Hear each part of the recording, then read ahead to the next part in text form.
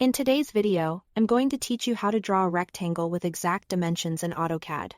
We're going to create a precise rectangle using the built-in rectangle command and enter exact values for length and width. This method is ideal for accurate drafting. Whether you are working in millimeters, inches, or any unit your drawing is set to use. Remember, AutoCAD treats whatever you type as the current drawing units, so think of the numbers as units rather than assuming a specific measurement system. Start by opening AutoCAD so you are in a blank drawing or the file you are working on. Down at the command line, we'll use a quick command to launch the rectangle tool. Type REC and press Enter.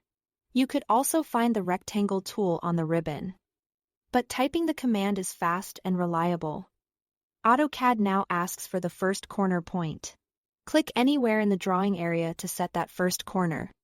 If you need a very specific start location, you can click an existing snap point or even type coordinates. Either way, this click simply defines one corner of the rectangle. If dynamic input is on, you'll see prompts near the cursor. Otherwise, check the command line for guidance.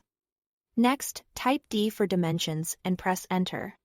This switches the command into a mode where you can input exact values rather than dragging with the mouse. It's the key to getting the rectangle to match your design intent perfectly.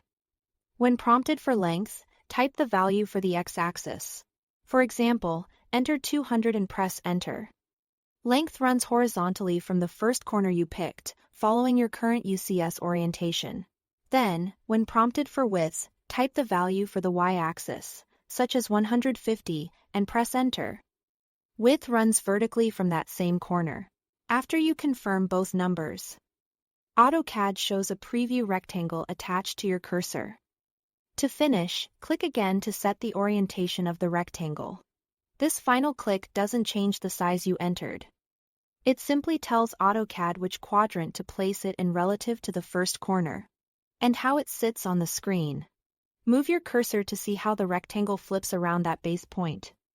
Then click when it's aligned the way you want.